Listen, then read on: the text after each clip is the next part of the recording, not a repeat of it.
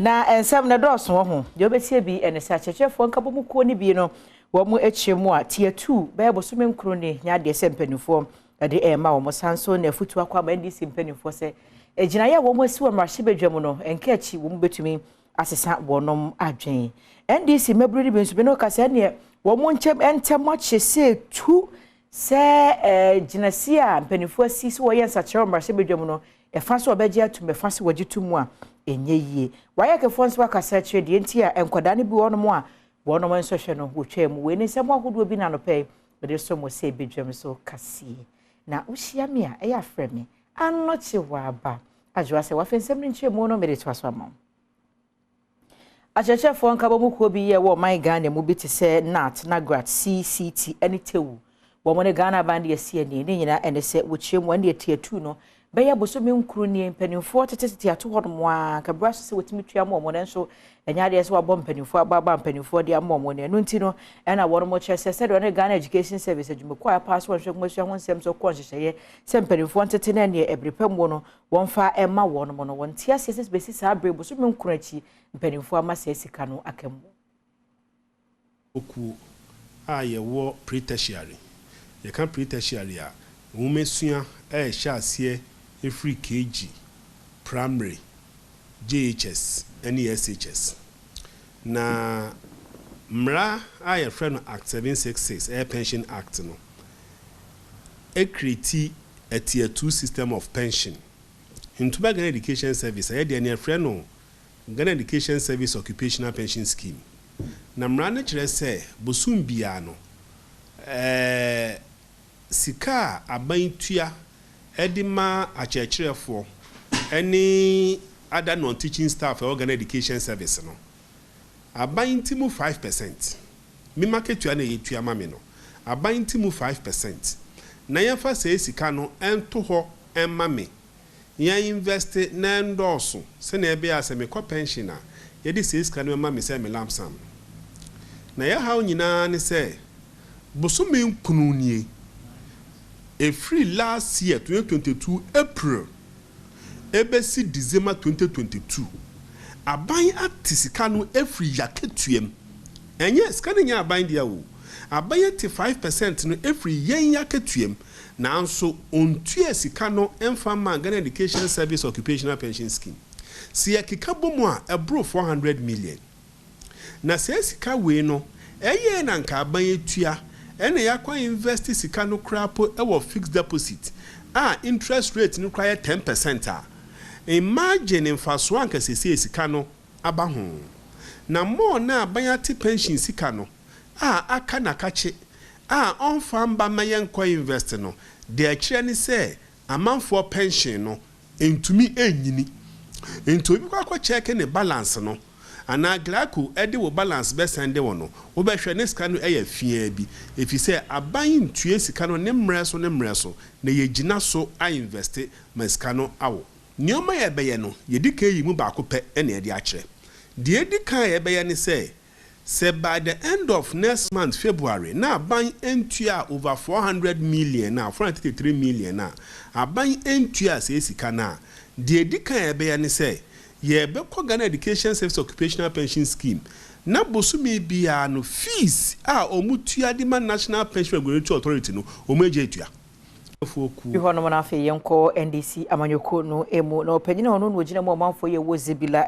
Cletus Avoka opanyin se o hwɛ sɛ de NDC amanyoko ne mpanifo de kwata akoda mrahye bedwane sɛ wo mo edi edom kuma no anim ho pɛ sɛ wo yɛ nsakyerɛye no wo kyerɛ mu mrahye bedwane no wo mo etu agina kakra ya wo mo enya mfiri adwuma asie nti na kyɛ sɛ mrahye bedwane akyɛ amehene wonya enye saa krata no entumu na wo se yenka achi sɛ NDC amanyoko ne mpanifo hu ne sɛ de maburu dodo no weka sɛ nsakyerɛye no wo mo nyi ntum no bɛsa akoachi akɔfa saa mpanifo akro no a ekwan da ho. The basis of our petition is to appeal to them to suspend the suspension exercise until such time that there's a holistic meeting of stakeholders and consultation before we take a decision. We are saying so against the backdrop that the National Executive Committee of the party a few weeks ago decided that all appointees in the party and in parliament should remain in office. We are therefore surprised that the primaries are not yet taken place, they are not yet over, and a reshuffle is hitting the caucus of parliament. And watching a Marashibi Johnny was say, I am no any ditakra Jim, Emma, Edom Kuma Marashibi Jaffi, Untaka Mubarak Muba Mohammed, and so editu just say and Yano Creda. So when they harina Idrisu, Obia you were Mwasutri, and Sana Sanshi Eba. At no such meeting was there any agenda to discuss this. So it is clear that it is a letter, yes, written by the General Secretary, but the decision may be just the decision of some few people in the party, and we believe that our party should sit up. Osai ka de to aso se enye se sansem twefo nhyiamu a wo mo ayi wo pa kire se wo mo awayi wo mo se wo medi amanyoko nanim no wontimi nya adwuma na emum wo se na mpanimfo etwen kakra ansana osisa agina yi. Because the very day that some of us were appointed to leaders, we knew there would be a day that you have to exit for others to come, because we took over from others. So there's no doubt about that. Our plea is that when this petition gets to the Council of Elders, we hope that they will help fast track a reconciliation and a meeting that will help us resolve all this before Parliament resumes, so that we don't have to saddle ourselves with this controversy. When MPP is really messing up completely, there are so many issues that we need to be focusing. Yeguswe jina katamanso amanyoko NDC wonom akache na nefa ye watermale mebru ni bia boabo wonhwano akeka wonom eho aboma watiku na ekuo no nyina no eye loyal members of NDC Northern Region waye nsentwefo nhyiamu na nsentwefo nhyiamu no ase no odi tudwa ese mpanimfo ye womudi amanyoko nanum hunu se nwakohia so ye nsachero mrase bedwoma womuko yi de womugyitumu a wowosu wonti a enyeye na de odi kuo no anim eye Mohammed Muntala wore nsem tudwa se. We want to emphatically state that there is no better time to have made these kind of changes in Parliament than now. We mean now. The time is ripe. We have enough time to build consensus for victory 2024. Enwechi opanyi ni kire nneema wo mo hwe ne mo sense akraye ya NDC amanyoko no aye e wodon kuma no ahye bedwafie no emu no ebeboa na edi nkonimdi abra amanyoko no. Our expectation of the national executives and new leadership in Parliament to the teeming grassroots of the NDC in Northern Region are: 1. To recapture power from the MPP in the 2024 election. 2. To increase parliamentary seats in Northern Region to at least 16, as well as presidential votes to 95% of total valid votes cast. 3. Help promote dialogue and unity among NDC stakeholders in Northern Region. 4. Be firm with NDC party loyalty. 5. Passionately neutral in all internal party activities in Northern Region. The krakra no opanyi ba ko kekuo no ho enso editu dwa ekire se wono ma sakre yi ampanyimfo aye e wodon kuma nwahye bedwafie no mu no womobo enjoso no dodo na na ye de womo ye sande nka womo ebenya nti enu nti ogina aso de futuo ema amanyako na chitaifo nyina se agina ye amanyako no ese no womo fa ni di ema no. Because Haruna Idrisu or your brother, your uncle, or be more father. But but party no senate starting deciding you need a somewhere bet marker. I just say a jetum. Na nyina I mean yam for peace. Na victory in 2024. Yako wayek wonom akachi BC nkwada no akotwere no results no ababonte na batande do no a eni abresanse nkwada bebura duaso na wonom nkrata no wayek mpanimfo asigina yese niam ba komenu bia nkoyie wo munti no wonom etwam wo ne ba sa na esese de batande abre wasa adom kase ebopine wayek fo busa sa nya bia no afi bia no ye etwa bi mu na ye etwa bi de sense ni nyina yo how ba ku ya wo muntu ana mo so obesia no anase wo mo ye na nso nkwada no na afi bia mo de strategy foforo eba abonte na ye boy homoden ebo edi propanyina wono na se kamera ho nsem a wodi animu ewo wayek me head of legal Reverend Victor Brew na said wadi nchemu ma adom kase. Okay, nti womo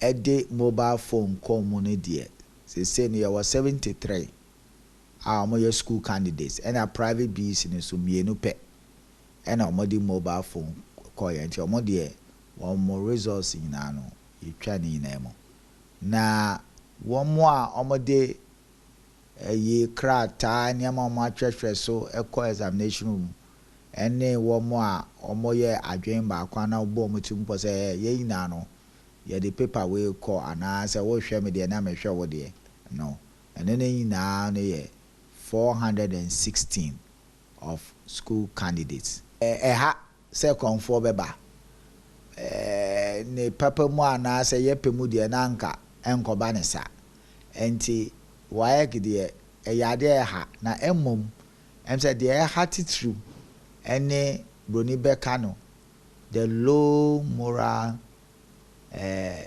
fiber of the society so ɛkyerɛ sɛ yɛ papa yɔ no ɛwɔ ɔman no mu no ɛso ate sɛ obi bɛsonson ne ho atena sɛ yɛsua adeɛ sɛ yɛbɛdi ne korɛ ama yɛn ho no a saa de no ano abrase wɔ ɔman no mu no to ama yɛn ma no ɔmo nso no ɛne even sɛbisɛbi mpanyinfoɔ no bi ya obi wɔ hɔ a wɔyɛ supervisor invigilator yɛasoma sɛ kɔhwɛ nkwalaa so na ɔmo nyɛ deɛ sɛ ne fata na because of the low moral fabric and answer fiber depending on where you went to school no because of that nti we won say afi na ye gyan nkwalaa ya na say obi wɔ hɔ a ɛsɛ ɔhwɛ ɔmo so na ɔde n'ani ato nkyɛn anaasɛ ɔhwɛ ɛsɛ ɔhwɛ straight na ɔhwɛ baby sɛ deɛ ɛbɛyɛ nkwalaa no ɛbɛyɛ deɛ ɔmo pɛ ɛyɛ adeɛ a ɛha na nyɛ waayɛ konkwan na ɛha yɛn ɛha ɔmo anankasa Yanko eye otimantem no emu kwanta magistrate court no akwasetena no wahye sa branch wo mfinhia dunkura ne din Peter Bilada opanyine watimi akwakowia eye bayere na bayere no makomako edunsu 17 ena okokowia ye na Abdullahi Moro ena no ye kuani ane bayere no ena ode kodan aposifo se eye branch Peter Bilada yi ababewia ne bayere na court kwasetena no wahye sa branch wontua sika 600 Ghana cedi enkade sika no 6 million na so ba kwatwera ban kukumu na makomako aduasa Peter Bilada Africa biti kwiayokro bi won kwanta South Mansini moti mantemu enei court aboneka Ghana cedi ahansia 600 Ghana cedis esanse okowia bayere makomako dunso ebra wodi ni kogina court no ogitu mu sampa odifo was ansem wa wodi ato ne so no ehu na no ena court ebo ne ka osanse won koda enediafie enafua aduasa police prosecutor detective inspector Brighton Cancer editor court a onimonyamfo Joseph Evans Anan Okropa ena etiedwamu enim se dipodi asem no beda court Abdullahi Moro eyekuani ya wote kabiti ye hwa na Peter enso etie ochiremu a ono ena kohunu ne se wasesa bayere ediegu botomu eyinti wachere na wode no ekodura posifo asoyeye ena posifo nso edi ne begina court yemfri hore yanko nyamo omanfo wo horo mo chiemu a adwuma waye paade se wonum edo banche ni timi busuwa no wohunu de wode ye na onim se banche ne kwa no so no wotwi a otumechi medane gari enti wode ade hwede atumpanifo anim se gari processing factory panifo hwe na ne nko ye one district one factory gusuwa de nko mesi bi wo ho ma wo se be ya won banche dodo a wo mutuo no obetimi de bi ache gari na edwa no akoya ma wo gari adwuma ni de wa hapa aha de gari na ye ena gari adwuma no so emu wode nti nka ye nya factory bi wa ha ebe boy wa hapa enton ye bremsu ye bregununu yeso aha yan ye gari adwuma ye ndi nti ye brepa o man on hwe yeso na gari nton ma ye Oswafo wo ti Joshua Makubu ede adesede eto mabunu no anim se wom enhwe se wom beda nsubampa edi e wom asetenem banti misra say youth no be bia obeye e wo social media no the audit train epedi we che kwapim to obeye ne obewe free we asim nti eya monsenus na kasa na ye beka no eya kasa na ebe binde ye eya kasa na ede ni krodie ene kroyo ebe maye na emanenya kasa ede mintimi wanse ebebre Municipal Chief Executive MC Owon Patemo Bright Kwame enso de to omanfo Owon Patemo ne se wom hwe se wom nso ebetua wom eto se ne mpuntudwuma ebetimi aba ho amaom enquantamine any your citizens say ebeye omambapa na ni titiri ni se ebetua yeto omo amusi adan foforo se ombegi permit Young so I will Adaya Edadano, a property risk, market tools, business operating premise. Said they be assembling sounds back Kasika, now put to do my amount for a run. Let me I am. Yemfiri hɔ no ne yɛnkɔ adanse asokwa wasante mantem no emu ɔmanfo bi a wɔn mo hɔ no mo de wakosɛm ato ama ne boni Isaac no menyo anim wɔn ha nyina ne sɛ 2021 ni mu no December ne da ne to so aduonu na ne sɛ 24th ade be kyem mo di bronya no ana beti odwa sɛ wɔn ambulance ba kɔ ɛwɔ a wɔde yɛ adwuma no asɛn timpanimfo akɔ akɔyɛ nsiesie afi atwam afi ne bosum yɛ twam enya de ambulance na abeha adwen pa masa wɔde hye yade na pɛsɛ wɔde ne kɔ ayaresabea na yensem pit was resem pedifo ayewi a won san famre won Adaf ba kokwa no yale ese nke free ambulance le nya ambulance no se free me be bia mo so kwa awa na be fa no ko hospital ka ambulance no ha ka be boa e pa mi amiti akra me yale amanya me nko anka mi wi apeka akra de metum e de me ko hospital ye nya ambulance no obi trotro bi na ye free na da worma om di mi ko etum we ko hospital di esra ban say onye mo na ambulance na free ya ne ama ya ho kire ambulance ne say be 1 year na echi ase obi kura esi obi yare a enya ambulance bi amfa ne ko nti esra ban ne say on hwe maye na ka onye maye se ne be ya obi pra na ho obi be a ibetimi nya ambulance na ka yare na hospital ye tre say wo ma won betimi aboa ana o mom kasa ma ban tie no so mom waye na ban tie se de be ya ambulance ne betimi aba ye adwuma ko so apemfo ayarefo obi esufra ambulance esusu so bebele ne betimi di aba ebise wa ha nke betimi aboa ebia obi yawa kanana se obi epra obi enya emergency obetimi di na aboa manako ye ba sanka ye ne mpanifo ewa ha ebedi nkomo nenso omo me nya ne ntie se gise omo regional office emo onwa akwanya se omo enkasa ansana de omo so wo no omo etimi ede ato eye edwa midin ade Isaac K nomenyo Adom kase na se Isaac de no wadi akwakogu kase ne nso anoche baba media gu na ebraso wonim sesa de da ye no adomonline.com and afemajoyonline.com and sama ho de atwe gu ho no mo esefata sa wo kan bie no ye boboso na afi wa fa phone na wawuram na wahunu de womuo the bon krata no nso aba he na afi incoming member of parliament yes edema asante mampon ono so aba waba ono na wasiu you know o man hene kwabena asante no na wo siu papa panyi say 5000 Ghana me pa cho me for see o man defamation hene 5,000 Ghana. What's the 5? Enra ha you say 5k. Say defamation 5,000. Krata ya de bro no enya bre ankenkan ya. Sana ofano. Na so no kwa won share ankenkan. And in fact, enra na me lawyer ma me ya we say afire krata na enya omahene e de asama. Okay. Un say ni enim say biaye miensa na benya omahene. Multimedia adwumem ha. Ni fie. Anase Jifanko, yes. In fact, court clerk no echrimubia. I don't need the hidence. You baby o man hene kwabra sante ewo. Also beka ya enka nanka so pon adwuma ebi otimi nam ha be 5 minutes. Yes. Bayam say na sote say masama no ntino. Say se the car no driver no etu free baby esina. No akotwen no aseo. Enti aye o man hene nante akwaso man hene nante akwaso na akofrika na. Enso se penu okasa se so dwane nyame a o hyenase. Nye o hintadwe enso wona ni baabi o hye. Bre abwa e ni tire so poma e ma nwuna de. Ye be chie no e de to ne kaso. E ma sem no kase ye de nsama krata na ma no. Na wanya adaje ankan mu no asase 5,000. Tina me kase 5,000 na woka no. Ye e ka e fa court na krata. Sika megidi apepa manimonyam ene ka o man hina small kan ye wamabɔ no eye 110 million Ghana cedis for the defamation no yes 110 million Ghana cedis ena megidi free o man hine kwabena asante eho because ajua o won tari a chemi enu akrosa kan bi kan ho wante se mene min saman wo ho me kan e ma saman wo ho no pani bi wo America brochimem in fact or Ohio to be specific me ne ekuabo achiwa picture no so akosi no material be am free Nigeria ma bo bia cry free Nigeria ma so that say be 25 pieces Omahene kan sa asem to so akwese esi wo tie ntene sa dia mate so aba 3. Oh, material ye tobacco 800 Ghana cedis. Omahene kwabena santi asem o kan ye se me tie nti. Say what lose 22 pieces. Yeah, about wow. 800 Ghana cedis. Wow. Wow. Multiply 800 cedis by 22 pieces of material of this nature.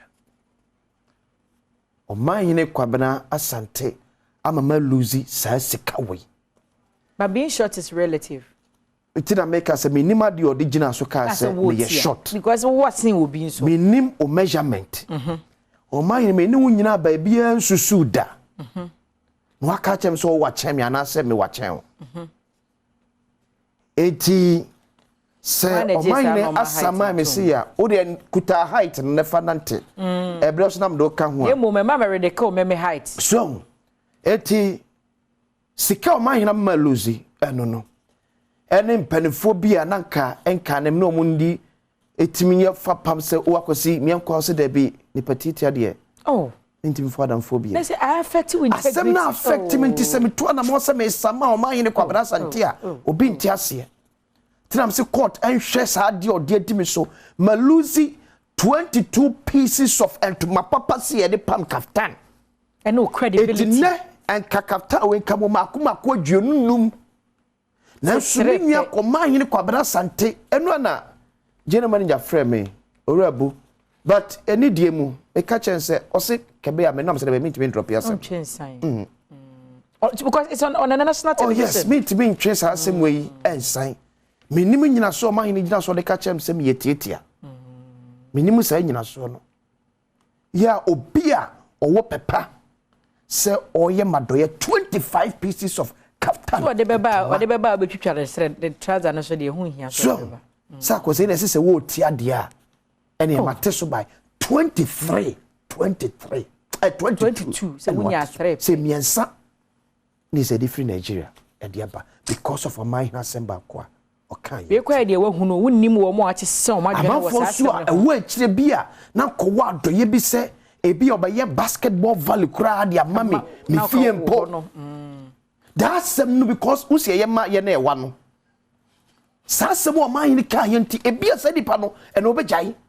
Mo wa de. Eto bi anka me am pe basketball. Ya pese bo basketball bi o me fie pese o ye de ba me no. E ne bi nipa no ebejai. Afi kwa o constituency ho daachi. Eno so ya se obi na ka me bobo ya me da number 7. And number 7 sabi yem fa ni petiti ase no man ni kan no e bo number 7 and nese me ko se bese sa ko bobo a coach Ben e beji ma to 7 wonom me so anso nam so me ya de eti asem ne ka enye ni so keke ade o man ni de aye me no wadi me dem wa hame tram se court nhwe na wo mu ni ka o se kan ye se 110 million Ghana cedis 110 sika for free asem na me kan sa okay 110 million Ghana cedis. 110 million yes. Ghana cedis. Okay. It's Adria. But this is the shots fighting for his right. It's normal. Why?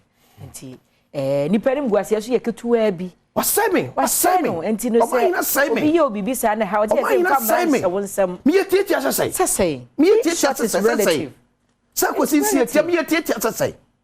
Eno okrosa kan bi kan wo de ko say e ho no lawyer say minya di wo wo de no so say penu wa say me o say pani due mate so asem no ba ko di kan ko court o ye wa nyu so ko so safo wi echi na wani akọ free court de no so na evidence o say me gada there's my video no MCR so when ba o say bi akọ ambassador o say ko chida pefoforo o ko keka ni nyina bomu a no akọ yira ba ko na ska kese wo ho no okay Matias so Matias.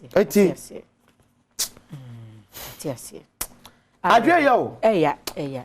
I can feel your pain. I feel your pain. Adria ba hira ye me no. Yefi nefi. Ene ebojaye ati. Home. Busia o ya emotional. Normal. Adria ba hira ye me no adria. Be men nsu yefi. Enkrata no aba na afa online stories no so Abba, na nkrata no the find that obo krata ni any PR birthday. Any PR birthday. No nyam finish Adriana 40 years. PR at 40. PR what ni dia na me ka kire yi. Bobek say conference TV so ye hu PR. Yeah, in fact, says set design and one floor. of the hard working guys. Selfless people you can never find. PR. Our multimedia. Yes. He's very selfless. In fact, Mekai there may me party see. Okay. Obefia no pa 9 am. Party am say me starting at 4. PR dear. Asada no pa 9 na PR. He's one selfless person. God bless you. Happy birthday, bro. Nyame wo hira. Amen. No onyo kese. Amen. O ma na adom embun kam fa wo so. Amen. Ma obi an kan tro so eni patiti ada. Ko sare de e de asem kese ne bebro. PR. Ma happy birthday. God bless you. From the entire Badwam team. Yes, we wish you all the best. Nyame hira pa o se ne so ne fita ne so gira. Na wa bo white eh. Am for so de pa obodi o. Yes, ade ye nyina free nyame. Yes. Enti ene da yi a wanya mfinhie aduanan yi. E free na akurade de te se wo. Amen. De te se asichire. Amen. Che se inhira na nko wani naso. Undeserved favor. Favor bi a wa kora ka wo bonkum we nifa. Bobu sa se me ko school du hin na menya. Ewrade mfa no mo. Amen. Ewrade ma wonya nipa ni mu adom. Amen. Nenya ono nyankopon ni mu adom. Amen. Onhyira wo. Wonya wo kase.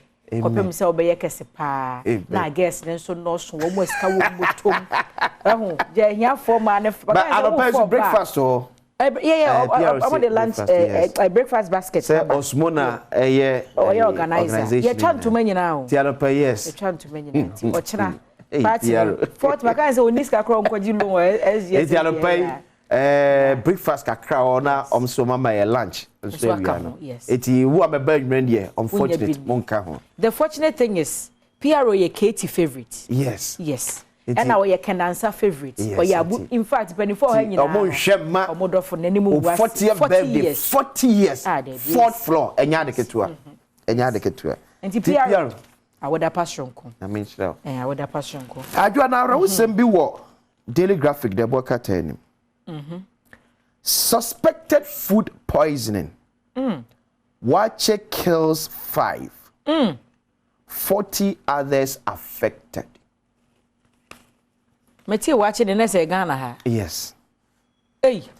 Yellow sisi wache akum ni penum. Hey. Ewo yibi. Yellow sisi wache sani efreno. Yes, akum ni penum. Wa mu ekoto ye ne mu num afrim ewu. Edi wache no ewu. Hey. This is serious. Aduanan so da baby a this yekoso me empire bo mu ye de mom. Wache. Suspected food poisoning. Yes. Wache. Hey. Ha. Ya me ye mashi. Ye meshi. Ko wache de em shode se ni mani bia no pa na me hometi. Ampodi mo wonu monto da no pa de abedi. It arose about to free Oyibi Bush canteen. Yellow sisi wache akum ni penum. Ma fokoto wache no. Omu diska na akoto. Yes. Akoto. Makoto akoto wu. E kai masembi. Boss bi anam ne ye adwuma. Adwa. Ko ware. Asa ne kanjuma. E fetch be poison aduane le be se bia ho na ye ba. Hey. Why den na se aduane e be cha ma omu ba no. Ne mpena fetchira be poison aduane no. Share. Hey, and I said we have to be very vigilant too. Yeah, the NMDA, yakwa fro, yakwa so dem awie, yakoba bi yakwa kika no. Ya trust here dwen beba, ya seven say more small chops bia. Yes, and I say no finger we any food. Any drinks near the ya twenya 30 minutes 45 minutes 1 hour near aduane ba. Also when need dia won coffee. That's ya to collection was sorry there. I share envelope from the abra branch. It was ye dimu half collateral. I feel we are saying the num say but as what's that? Yeah, hey, I feel take what so to we are sorry. No, we are sorry. Go you say then pina baba poison aduane. Na aware ne gina de. I was some the enemy commissar. Because who hear me say, when you be more for fear, one could decide, yeah, near Gianna. Near Sevilla was a quadabia, I say, a Gianna no fear. Yes. no matter go say I share so say no me dia bansa na ma be serve wo yes grounds ho ti akwada bi o wo no ne hu say lady no de ade no epete na lady ti pete so na adwena anko akwada sa akwada do wani obeka yes and akwada na kasa in fact nipa na ye de aduane share ne nsa no na down for name my former boss no girlfriend I don't know yes I mistake no a day before Saturday which was Friday na my boss according to lady my boss ne ko hotel ko ye no me ye bia ma get no crab say what say or be ware was me say ba wade aka na me ware so we ye no me ye bia Friday night only for the lady to find out say the next day find out is the next day which was Saturday be man ware broken heart and say adua na dan for friend say o mebua na aduane ne mu chemu no say no afa no adwen frifie broken heart and say me man e amonwene ye ho kakra wat ko be kuyen ho asem wanka ene beba ko be kuyen say yellow sisi wache nenko kuyen kanya me man me sere ya amonwene ye ho kakra wat enti ba da bia me free honum no aware se aduane eyi ase aduane party ase aduane party kura de se birthday de to da bia na ma so twin bebre sheda eyi ni ayefro no after ne to me boss no eyi ase aduane ni ayefro ase aduane de nyame ni panim nie ya na die meden ya na ni di ayemede men kan se sa do bia so de etie na me mpokra de se ye ne sa na Ghana 40 ase se midua kwasinsia ware ye ka na aba ye kokora ye ni aduane ye nkoja ne ne nsambra enke ka ne so bete yes enke ka ne so bete eti aduane no yellow sisi wache akum ni panum council of state explores ways to reduce debt exchange impact minority leadership ratio for Dr. Ato Force and calls for calm former leadership petitions elders daily graphic and the bayadwa the find that obokwata ni na mampanyina be de che Dr. Alhaji Mahmoud Baumia na ekase African Continental Free Trade Area no was afibia no $35 billion and ebetimi dia ma Ghana I will say papa abi mine afibia Africa no was nipa be 3 million ebetimi yi wo mo free ehiam ama o matumi rise financially nkrata so de efe o say nkrata so de efe na se ye be ye adwuma eno ne asem no no because it's a challenge ke se pa be the francophone countries yes c'est la Côte d'Ivoire ebe ja ne makra from France a little bit difficult yes on ma betna se ni aba be sresre yes we are moving but se pa so be bie ne border ko ka de ba ko a Dangote ta ka or see even within Africa some countries are closing doors to the company abibrem here the company o man penetrate yes it that $10 billion ne person is saving from 35 for the general yes maybe save about $10 billion from external import into the continent yes that $10 billion in a year challenge because even America is a francophone countries no still no omoja no ho no I'm the bedding Daily Guide and Sunni Dr. Baumia Samwa NDC boys over Haruna Muntaka as Ato Forcing takes over. Fresh charges for Ghana Ports and Harbour Authority managers killers in quotation commas. Ofosu ampo for Kwekubwa to open defense. Daily Guide adwa yam say yebekono. Nyame adwa Tuesday abande ade biba. Also beka prior to 2020 elections na ban shebo so betwa man for rent their mom. Yes, Tuesday buying air power scheme no hontuma. Some more rent twa ye mo den no. Almost yam kwasa line away. There be en salai or the website ba. Yeah, o de o honsem ebeto so. O rent yeah uchia. O de beto na mpanifo evaluation. Na abaya behind a dino in your name. So now abaya behind dana enya dana nya o de abiem. Okay. The contract is going to be between the landlord and the government. Okay. No, the work them. As a 2 years, 3 years, na few for Jono. Was Mununa first Kaya the episode. Okay.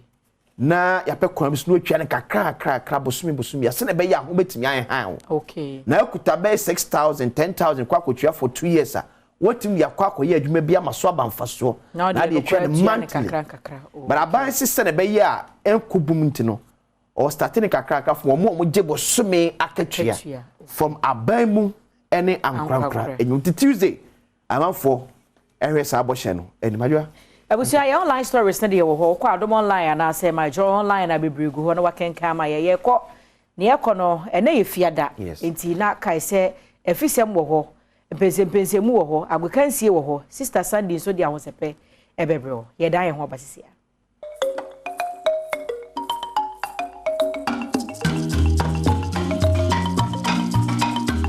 Right, I was here. Fantastic morning. Yes, I'm Wakwabe. Mraso agudi mun 7 here, bro. Na yana toss there's a fantastic outini.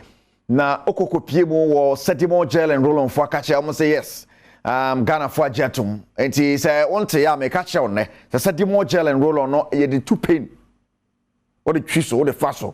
Na pain net wire. I sedimo gel and roll on. And all at dan chan jifa special na ma mani me ma gina mo na so say maimu.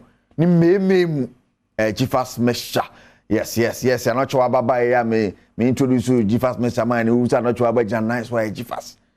Manon, your beam way Gifas. And I face on onexbet.com so mwedi bet a gubotum. Channel so sa FM 1xbet.com and my match score so be this gubotum and nebi course weekend match sa odo be brinana be course 1xbet.com a catch na yedi skaro e de gubotum abana pare bo twe Sergio Manocho me producers Kejwana Kasane Erica Siedu Guardian 7 na semi the Copa del Rey quarter final games at Barcelona in Spain Real Madrid Previa pia ko extra time na hono mo etime kwasha Atletico Madrid by 3 goals to 1 Valencia tonight favor Badwam on Kamiensa. What team back yenko Spain? Oh, until Real Madrid now to me a 9 so a ball Akumediama Atletico Madrid is a 9 more day Atletico Savage the red card was a game anymore Real Madrid to me a ball Gumunia the idea I would him say na early on Barcelona sweat maybe winning 1-0 at here say next round on ABC Akko Shannon Sumame say match sa hold course of this weekend. Yes, match the Kosopa this weekend. But yes, I say na yemfa emfi the La Liga. Sans say the Spain never the La Liga. You know, some officials no be see La Liga anymore. And Saturday, Cadiz ne Mallorca ne at 1 p.m. Ochana na 3:15 Girona and Barcelona so dia boy ne Sevilla ne Elche na Hetafe ne Real Betis on Sunday. Valladolid ne Valencia Osasuna and Atletico Madrid. Saturday Vigo Bilbao, Real Madrid ne Sociedad game mu be den pa ne say Madrid na ho den abo Atletico na nya sam keto akra. Etano sen SM City. Yen call the Italian Serie A na yen sen Italian Serie A na so won sam AC etie and so on Empoli and Torino na ebo Cremonese ne Inter Milan. Atalanta ne Sampdoria and I dey pim so AC Milan and it's a swallow AC Milan back to back defeats. So I'm here we need the Almadia Paele kickoff kwasieda Juve transfini Monzabo Lazio ni Fiorentina bebo na Napoli and Roma. What a game. Napoli is say wa chimu de o Italy league in dem say wa gia ne sabat more of them vogo Udinese ni Hellas Verona on Monday we need the so in Italy. Now yanko Germany near Hesene Germany so won some AC Etier Mainz any Bochum nebo Hertha Berlin and Union Berlin nebo Freiburg and Augsburg Werder Bremen ni Wolfsburg Hoffenheim and Borussia Mönchengladbach ne Bayern Munich ne Frankfurt. Wow, match bad. Now Kwasieda Schalke ne Cologne, Bayer Leverkusen ne Borussia Dortmund. We are German Bundesliga. Now we go to the French League. Troyes and in Lens, Marseille ne Monaco, Nice ne Lille, Auxerre ne Montpellier, na Brest ne Angers. Match bad pa Brest for mbo fi omo hadwen. And Lano player na friend Brazil no Bobby. Me sure say weekend in Brazil aginem. The Brest 2 p.m. on Sunday against Angers, Clermont-Foot and Nantes, na Strasbourg and Toulouse, Ajaccio ne Lyon, na Paris Saint-Germain, Rennes. And so I 7:45 kwasieda so we in matches e koso across Europe okopimo England but match back where Barcelona and Man City Arsenal round 4 of English FA Cup. And yes, more so. Sunday the City ne Arsenal shisha rough na yasam keto akra. Eti be in the league one more at the pim so someone a bit to me age and FA Cup on so no mo dia bomi na no ada na Carabao Cup no mo chese say the omo ta shisha. Ebe saas na betumi at city dia. Eno en Brennan Krabia and ebeche oneexpert.com. Okay, one up na eden some na de brewo yen called the Black Galaxies of Ghana. Ochina omu gina kono amone Niger ana de pem so na Ghana afi bia na ye wona sabre yakoko lande safe ewo Oran eho na ochina match no ebe baso anya sam keto akra deputy sports minister Ra Opoku Bobie and the team na ni mokopie mu Oran.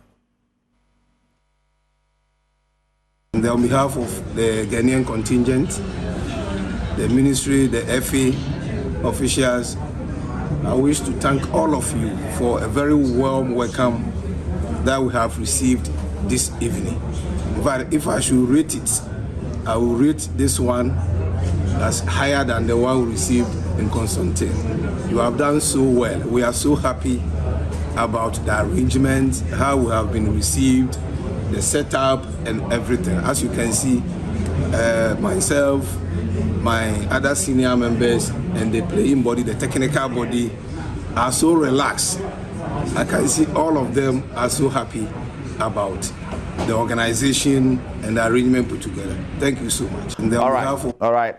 Deputy Minister Opoku Bobie na Ordinary Samuel Tujano, Honorable. And of course, Yanko Tony Obin, Management Committee Chairman, the man of Black Galaxies, one also in some Tuja Abraham Wudu Yeno. We are really excited to be here, and we want to thank Allah for bringing us safely here. And as the Honorable Minister has said, everybody is very pleased for the warm reception received here in Oran. The weather is a little cold, but we see that people are very warm. So we are very, very happy to be here, and we hope to have a very good game whilst we're here. How about the organization of this competition? Well, it's an amazing organization. So far, everything has gone very well, and we want to thank the people of Algeria, and most importantly, the people of Oran. We thank you very much. We hope, inshallah, we'll have a very good game here. We are really excited to... A very good game at Ghana, and of course, Niger, 7 p.m. live commentary was on FM ni Adom FM so Tiana Washington Society among Arab fixtures because we chassis and Neno about 4 p.m. Algeria and Ivory Coast neighbor na Senegal and Mauritania ball 7 p.m. and so live commentary was on FM Madagascar Mozambique watching 4 p.m. na Niger and Ghana ball 7 p.m. no and on I see ete say more gel and roll on pin be quite say di more gel and roll on now yankonko send the Ghanaian Premier League honsam ABC ako this weekend, match day 14. Ghanaian Premier League. Now, fixtures now, Mediema Sporting Club near crowds of folk at the Pemso Saturday, but Legon City is Nibichem United, our Accra Sports Stadium. Now, the big game, Welcome Park, Mediema, a crowd of folk. What a game. Tamale City, and the Biani Gold Stars, Tamale Sports Stadium, no Accra, Great Olympics, our Accra Sports Stadium, Karela United, neighbor RTU, and in Swatema, neighbor, our Tamale Sports Stadium, Adriana Stars near Accra Lions. Or Najaman Badu Stadium, Summertex and King Faisal and Ebo on Seche Sports Stadium. Na Brecum Chelsea in Dream Service Abo Golden City Park. Metema Kumasa Asante Kotoko 6 p.m. When Kotoku Royals and at the Pimso the Ghanaian Premier League in Monty Channel South Mame. Jifas Mesha came one opena. Here is some idea, bro. Jifas was Papa Pam Wedge down nice so. Anya some Ketua na Yan Corna, Yan Fankusia, Mojolu Special School. Yeah, to my dear strong choir, second Piasono, and Qualato to Fefe, while Moya dear was possible on meeting me and woman tem. No more abo my guide of Nadachi and Yomoso and Faso, Nako Kupima, Nanya some Ketua, Yamogram years and so on some city. And Fahon, and it's a new Biatie, oh, we are Simu. So Jinanaso, let's be to me Jinago, Pramaso, Atlantic Nimpum, Edia Gronqua, Essia Manipa Croquine, no watching a bobbery. And I'm Santi J Ghana NFA Princess Trust International PTI and Special Olympics Ghana Akapumua Enra Jumedie Cassie and a 2-jaw Julu Special School and then I'm so any additional for more special school Juluno Omutinago Pramaswa much say almost so Adumacha dear Ewomu a J Ghana and a PTI a Diomo Yanese Enya Disia in a Nyama Hodwa, ya Tokoso, El Suku Pomunqua, and our Buan Quadano, Dimwa Cotini.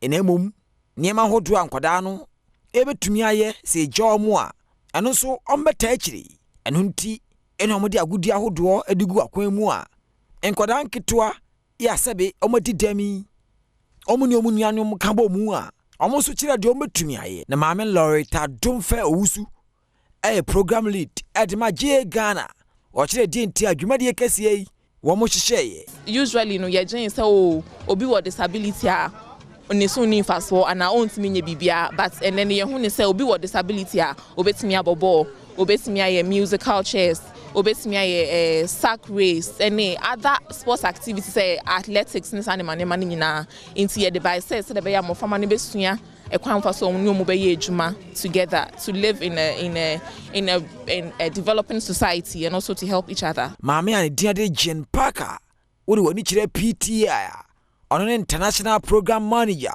ono so kasaye wabra adwuma de yi is to bring those children together so they can play together and really enjoy each other's company and break down those barriers. That is the main purpose of today, and for them to have some fun. Na Jolu Special School adesuafo no bi nso gina mu a omo kire so mani age dwumade kese age Ghana ane PTI afei Special Olympics akabo mu edebebo ade no. Never think that the person cannot do something for the society. We can do something for the society. So what we are coming to do here is to let them go and outside and go and tell the outside people that no, when they come to your special school, we can do something for the society.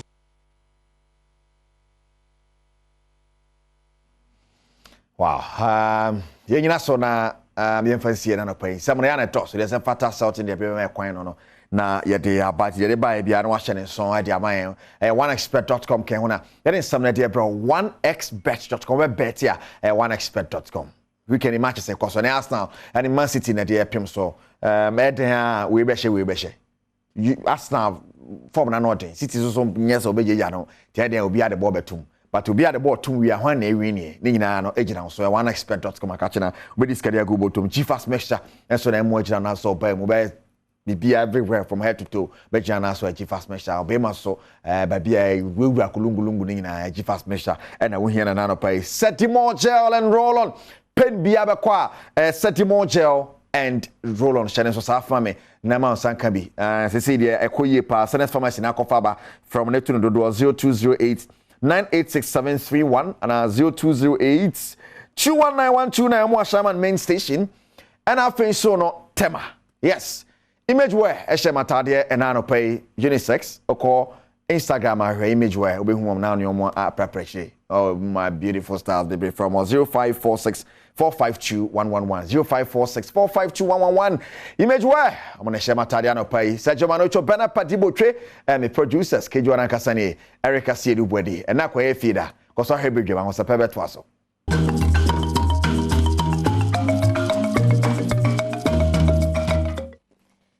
ade ache bia na edusi yetenase enti yetenase ye ba bedi nkomo na yetenase se ade wo se ya ahosepe so na ahosepe atwa gu so de ade wo se St Andrews SHS ekura me mu na me de ema wo na we no me si BC result no aba no oba tan ha ho don't stress yourself eno aso be free St Andrews impenifo na a boarding facility omo boarding facilities wo ho nti no emfa ho no baby akra ne free ba obenya baby adan wo asua de mu asomajo campuses no kaisa simfosu bi o mankasim ni wadubia se dunkwa ono fe na afekwa no safia samye so akra wo mo teshi na shama so takrade for number C0244 696911 0244 696911 kedemen syrup mofra emojadru uyo bata apese obani brum na no ho ye fe ne ho ye akono na obo ne rede madidi no wadama na sumudwo no a kedemen syrup Kel Kits toothpaste so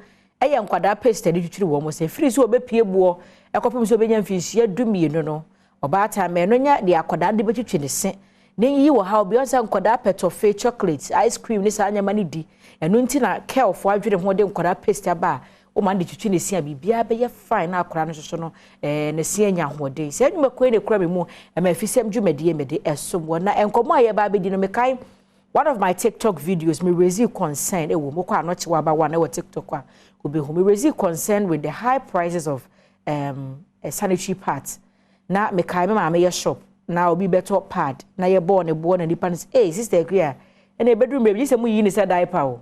me badam kura 1 cedi a ma beto ba akwa akọ use ade kina me kuru bom akọ ma ma sa beto ba akọ na ma me sempa acho ye ti ano sa enyeyi se na adwumam hanso mpanimfo notice se pad the price was so na ma na kwadodo say in remote areas ukonkronkuma mu adodo say na nim pad dimpo yen hyeso aka nyame ato yes me betima to no so ne buo nti yentimento enu nti na Aisha Akua Ibrahim edi achia waboaboa documentary kama na wode ebre na me ni ho enkomo Aisha ma chekwa aba ya no ma ne so kakra maye se bombo ko de ya me adom ho ye pa de nyankopon se o documentary no is center on pad on yes is center on pad edi na call for that documentary me da say de e call ye pa say last year mo honom no na sanitary pad no obi a oba bia auto sanitary pad no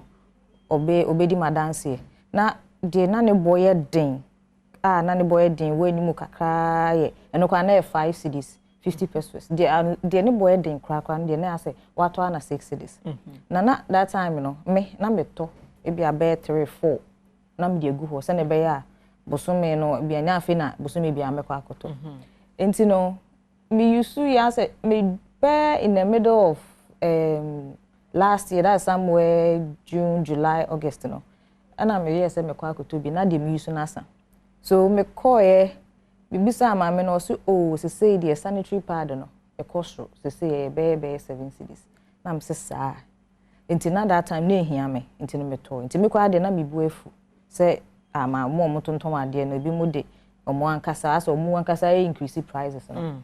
Na kwa ni mo ba be October mu ho nte no ho kwa no me to we nwi me sa to bi kwa se gwa na me nti mansa anko biem nti October mu ho no ana me so ma me nsa anko to bi de me yusu nasa me ko ya eja mayi wo se nti mayi 12 cedis e de mama me no se bia me petu o de yenu aboso o de ma ne ma me se wo ma me 6 cedis de ni bi na eja me to mi no afi wo se me fa 1 cedi nka ho na me say timi de na me dwen say bia aba be 60 50 pesos ana say ma me ne say we say de ba akomu 13 cedis me pesa me bo brands ni bidin e wa ha am say pada just few months ago me kwa kope bi na osu say de ne ma bo akosuru nti say na 13 cedis enti man tompo to me call other me bisa 13 12 na am say na afa die say minia we say sa me ya me ne o ka say minim say bia wo de oto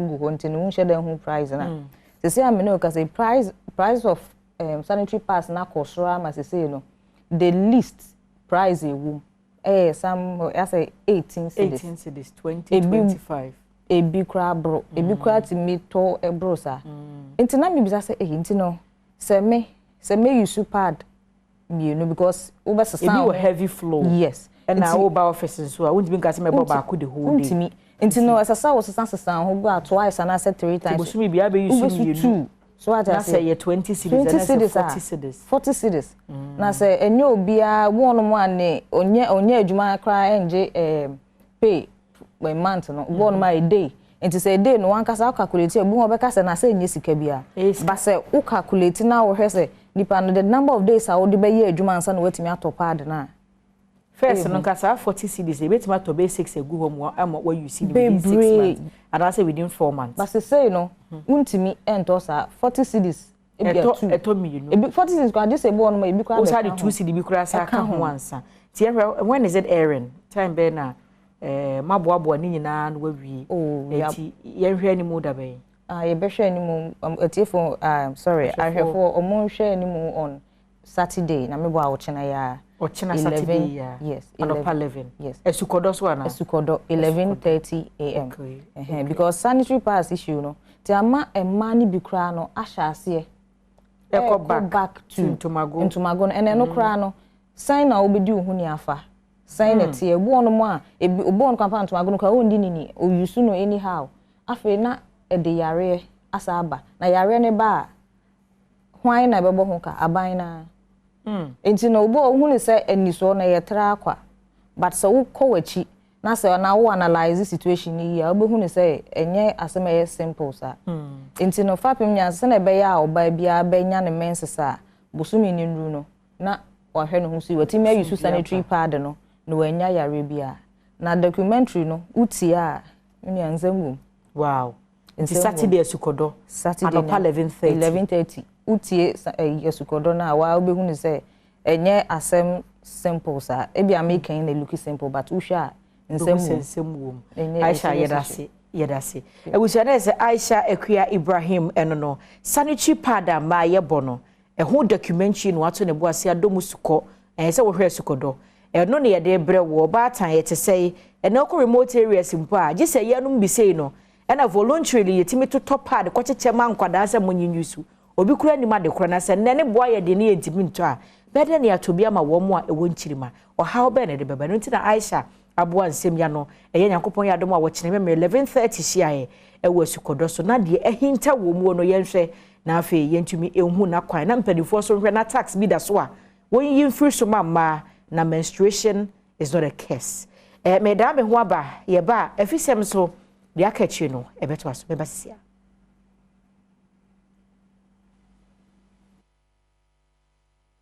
pad no boy dia ma to the extent say pad me to me nto listen to my go the hand to my go na say me use because say no boy din absenteeism our girl child education in rural Ghana no high because omudu bosom no mugu omunsana omunye sika ento ade pad no emfa enye ebinum kwa de omu use paper one paper na e money to 200 abonte o chechire paper na no de zero afa pad ni say ni boy the first no near turn 5 cedis say 22 30 cedis into more ye dey me my 4 omo enyinyi 18 17 15 last one 13 years me na me top pad mom so mo nye adwuma ti me na me support ti mo hwe mo bibi nya mo nye mai.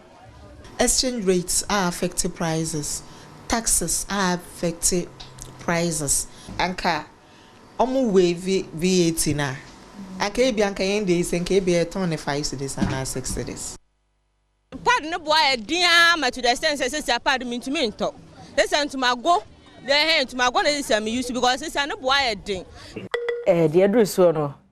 I'm not sure about my story. Na my story dey na say Sandra Kakpo eba beto aso na say ahosepe na eba abeto aso na kai say St Andrews SHS ekrami mu abrane grade school ba ko aye nto aso suku a campuses no do so na betimi de oba akọ sanso na kidibin syrup eye mbofra mojedru toma abanenom na wonyini brombrom kama na ready ento so ni tiri nwi nyina anye fefefe ne more enyina mfu kama emma wo na wo mo ne ready emma sanso na Kelkate toothpaste aye enkwada paste odi twitwi wonse efiri so obepie buo kopem so obenya mfihia dumienu no fa Kelkate toothpaste etwitwi nkwada no ese na oba tan oba no nanumu no enye kama na ne sinya hoden na nyini yie emma no sanyumekwe ne kura me mu aba afisem wo Badwam so Adom TV anope mede esom wo kaise udu Madina Rolling Circular mama ji wo honom wono a na chese wo share matare kama ya anope me ho ayefe me da sese oje bre na wo share me kaise wo hia me a wo be frɛ me anoche wa ba adwa se wana Sandra Sena Akakpo ode ahosepe etwaso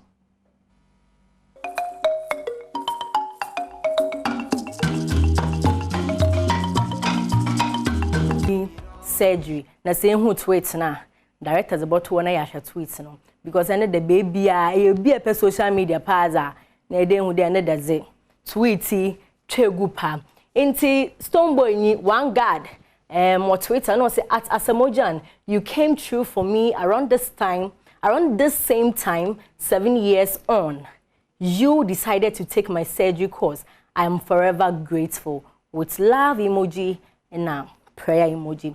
Inti this is the handsome Asamojan striker ba kope yeah number 3 into when I ended up live Stoneboy live section or Instagram na mo joining I mean the mo pain wo mo phone da peke na ma join into mo joining na mo share conversation na wo kan nyina mo de oh Asamojan or ya azana out of love into say enhu live na da wo kwen na za ano no de hui yen hwembra sisia it be social media brother where you be to me, so they don't know. 7 years around this time, you pull up for me where be something where I can never ever forget in my life. Where it be like yesterday. I say okay. It be like yesterday. 7 years. Because me myself, if you go remember, it be like we were from I think 7 years ago or 6 years. I shared with you say one day when the time is right, I have it on my heart say the world will know. And all that time on me and you my senior brother, we deal with the go back and forth, nobody they hear whatever. But now I see yourself in shock because I don't say I message you and say I say yes, really grateful. People know they understand. Say God will bless somebody. It not be you taking the camera, you show people say you do this, you do that. Me, the time I see the tweet, I shock. To be far away, Charlie, you get the operation, the everything for spring. The time they do the operation. You don't remember that show? Yeah, I remember. Yeah. Like for stadium. Yeah, for stadium. Yeah. Show people everything. Where I they watch the thing. Where I see say, where people review. But me, nobody know. Say, Charlie, this is what happened. But they back. Sometimes I don't do anything for the world inside. Or you do things for people where one come tell the whole world say thank you. That one it be relief. You understand? Because also time before they are here, what one go be brave. Them get enemies. Them no know where they belong. Hey, see they never cool now. Stone Boy featuring Asamoah and numna yet so say enemies. Nti Osimo Bonsem bio Asamoah 7 years ago and now Obua Stone Boy manini surgery no otumokoye nti Asamoah thank you so much. Oyaze also otaye enya cameras na obebetwane hu. Nti Asamoah no na Kamido the sugarcane hit maker Kamido advocates for we bia say ma I side with him we the ma side with him pa ase international flights na manyama na we do to kwan we nyina no opede ye ze Ghana ye ton Ghana koye kokoi opede ye tade advocates and tourism ministry na zini nyina no opacha we yazi be odana akomodo papa bia okọ hit FM na okan abaza ose banku me favorite and pedu favorite me director and pedu favorite banku oye azibia ede wo serve international flight do onye local free ye serve no nsukwa na wo mgbefu o say international flight opachawa ye mo banku so e banku na nkrumo banku na pepel onye issue nkwane mpo onye issue but banku wo me serve international flight mo say enhu nya ente ya Bedroom Hosepene Ebema Ate. Inti Yensha Kamido in the studios of Hits 103.9 FM.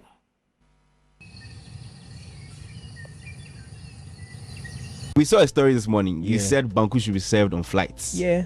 It's all part of promoting Ghana. Okay. It's all part of promoting Ghana. I feel like this is like Ghanaian dish. So why not push for it to be like served on a flight? Say that if you cook banku make with the chop on like 3 days, correct, like correct. So you go there, what's it called, business? Why business? We choose what we want, like the thing for the variety for day there. The way they cost safe, flight the cost, then go then the food way they give me, they know they make sense. So I want to make them like if it's possible, let's push for stuff like that. And I want to like even me, I'm trying to you know what? That's a different topic to address, but yeah, I just feel like it will make sense. It will be a way of promoting Ghana, Ghanaian dish. It did there. This is man like Kamido Hits FM and now on Nana Kwame Labi on Nizi in Komoti them Esha our plans baby the way all casa okay people said I wouldn't put us there be project with or next year there be and this year ya pacho banku no yen serve ministry no ya pacho wa one work amido na as opedo okwatina flight ma no di banku o titita o big sinam no hwe what is this guy eating? What is that? What is that? Now watch him. Oh, I'm from Ghana. Now I can't na kakebia from dam no pedo ka. Ntine mpo na ya cho kakebia egu ho mpato kakra, shrimps kakra. Opedi who made in Ghana food or flight mti apachawa. I wish I will be a chair. Cabbage na no oh, and the area or ya ze atare pa but osrawa mabanku flights mu or very necessary for the stomach. Oko long journey the man apachawa. Into way the tourism ministry one sampa. Into ya kwe nenyi mama dokun legendary mama dokun actress waka sembi na one fifi practice no ene kasai wezi mbechirem na emeka de maka bi mizi bia ka omumfe bi nka ho mama papa yenhwe na ye ba na wankasa yo I make a statement mesro yenhwe mama dokun mbrasi man be the better. Yes, pa. The baby just one kasa. No. Obiam first and your money be am how again. No. O better cry me go when was. Bobo buy. E be try. E man way. Almost so mo pel. We yes e fe me. No mo ba o ka dan na kire mo. Eh, obi betimi ye call trekker. Ye call trekker na yakoda ye da afternoon ye call to say the adjust smart no more round ko no we have to sleep the bibejina hotel ne anasisa me drew hey me my dear ni o abona they come to me they said they want to make love to me hey yes amo can you play sir waka for no yes obeshe me obema misika eye mano that's hey emano dey so crab mabo abriwe crab man be pem hey 77 nyina yes I just have me come age kire no na wa hu se me mabo abriwe and your man nkofo bi man be the better mama dokuno asambe ni let's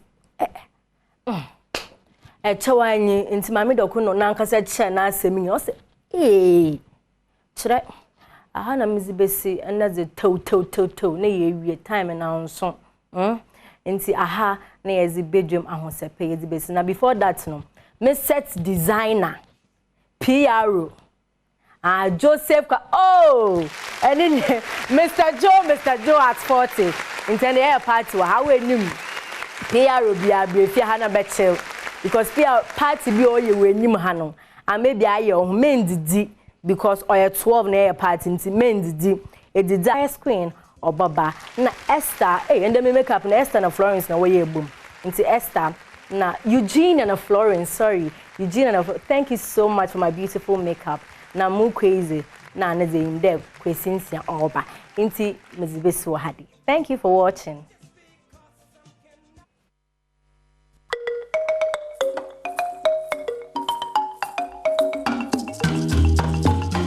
Yebe komu yepa mfana sekese ko emfama agudemu abadwafo som de agudemu nsem ebere kese de no achi na anochiwa ba enso etenase e de efisem dwumadie ebrene akwa efiadanti ahosepa dwumadie eba welcome Sandra Akapo ene tenemre ahosepa dwumadie no eba free sabre kwapensa nonkono ebebo midin de akwasi insia pensempensemu ebre ene na Around somewhere see mensa ka de free asante mampon kire mu se eja ato 8-bedroom house bi wo wakase mi ankasa me importem wa asante mampon ama se edano emu be se 9 ene se de ahye na efie ye maame ekua Adoma former NPP constituency women organizer and ne dia ne fie asem na me kan ne anapese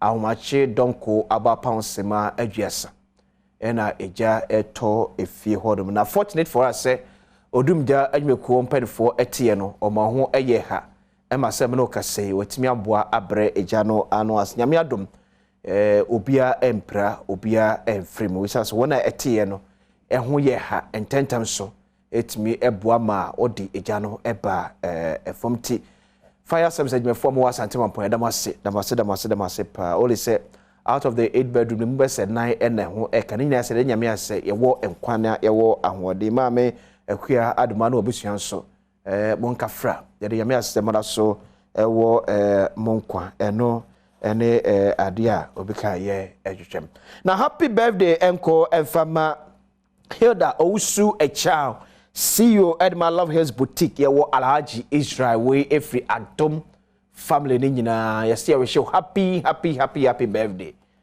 Happy birthday. Me patcho birthday die. Yeta benenso akwa efi adentiba me Echa. My boys ehunu ne be so part no Echa se time be. Ehefra na mpacho yemra no. Eti yamishra no nyo kese kopem se obeye kese pa nyamenyo kese wo shira. Yeah, we show happy birthday. Once again, happy birthday. So confirm yakasa in your PRO at 40. And then when you finish here, Adrian. So happy birthday to you, bro. Nyame enshira so na onye wonso kese.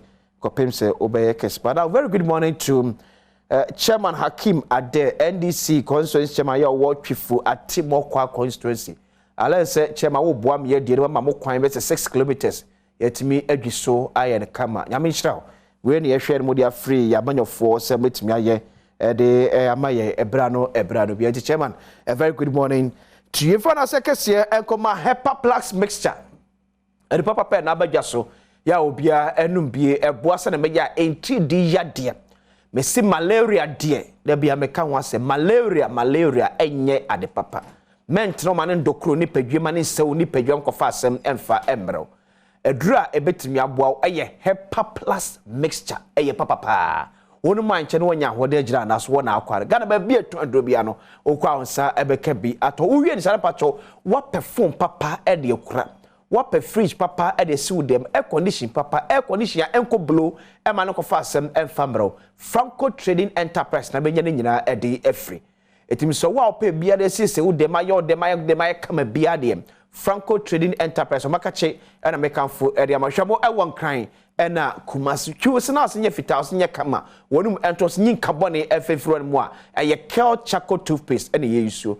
enka tin maka abidie na de gubori tresom ena twi yesi ena ye de aye toothpaste ena de etwi yesi sa to bia ode kel charcoal toothpaste etwi ne se bia hu zampa a manum atoso ye pa supermarket be bia ton ena ma bako bia asko aso pe kel charcoal toothpaste esa se no ene papa betimi aboa woyem medical catcher da bia se oko hospital doctor science ye gitum se wonu mato omoja aswati ohia mojadura eye city blood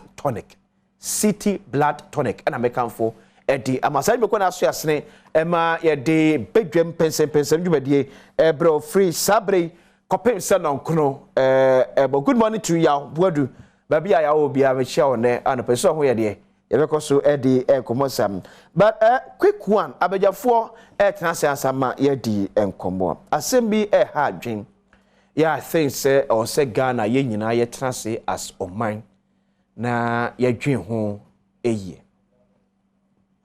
mahunu report bi free America and penifo nchen about Ghana and some other countries but me zero in on Ghana because an enemy manya madi here pa. A former US ambassador to Ghana and Ekasas was say America for transia will say Ghana for say umani pattern visa so famra America emu 3 pe and a returning 3 Ghana for 10 year mo visa so mo famra America abroach memu no emu 3 pe ene so mo returning to Ghana and they are expressing worry especially a student visas na mo jeje no etinipan ba je visa no se me kwa America me kodi 2 weeks me kodi 1 week no akotena no akoka system ne ho and a hard drink a pen fortune near pen wasem enka nankofa or how and fam in the near future omuke kan sare bedu baby ko wiye che no na open visa be kura wunya emfa nkoye wade papa bi e wa America bichime mu ye nko betimi afa so na se di part time beje visa na 3 pen be return to Ghana there Eddie abejafo atnase honorable Samuel Ayepe former member of parliament man dey share wo ayensuano constituency ewa honorable ko there me adom me hu ye na won say ye dey yamias won afa ye dey yamias what do you mean hey opposition ye me bi no mu say you know the papa skin aye aso jabrichiri na do aben dia hoto abrebi Eric Ajesu Adom TV original communications officer the NDC about your crew Eric Esheye what are nefe the same guy na pam na tare ni skin ni timi unse so ni pe dia okay ade ba kwa obitumi de hu ni timi okay but na eye fresh say grey kra na shining okay when it you know a young man grey ni nyam be ba black na shine pa Eric Eje good lip and the lips on say with lips no na eye koko ono man sound I ono man say be say osabeng na no no timi say ye no man say obi ono man say okay now say na no fi asepora okay sign of good health okay ye dey say odi aduane pa odidi onum supa vegetables draws one onya drink papa no onum supa also have been stretching say na no afiase or down na no down Eric Esheye eja Adom ne experience ye dey yami Adom mechia honorable Ayepe nyame guso hwe Bible say ade nyina mu ye mfa sidam na riade nti say de nyame ayemi a oka no okay Adom bi ye dey yami Adom kwazi enen so okọ sehwiju aboso a okay me mama Mary ni kunu ya efre ni oru akwadwo mensa ene ne na otweda nti ene ekoso sehwiju aboso town park dodo na afre na djumura okay nti yama abisua ni nyina ya akọ omo ye me papa prekope bibi nti na mentimi anko nti me mama member bi omo obi am omo nyina ya akọ ni hyede matase omo da se ejoso honorable be shase edi enkomo minority racial for ne adere but I'm say about a week or two ni meditating saying be write-ups be about you say your campaign against the vice president now I'm for saying the encouraging but the kind of campaign which is religious based ethnic based don't feel say encouraging because they don't expect say a former member of parliament. I mean, yeah, no. Where? I mean, yeah. Oh, the boy, you can't find vice president has 7 hours. Yeah, no, maybe. And you know, the chief imam fee. Maybe stop the hypocrisy. When you cry more, oh, yeah. All I'm part of Sasso, no cry. Yes, so send message. Yeah, my buy you a bit. Mammy, they can cheer wet tifo. Okay. Na minchia Yusuanofo. Minchia Excellency Nanado Danko Kufado. Okay.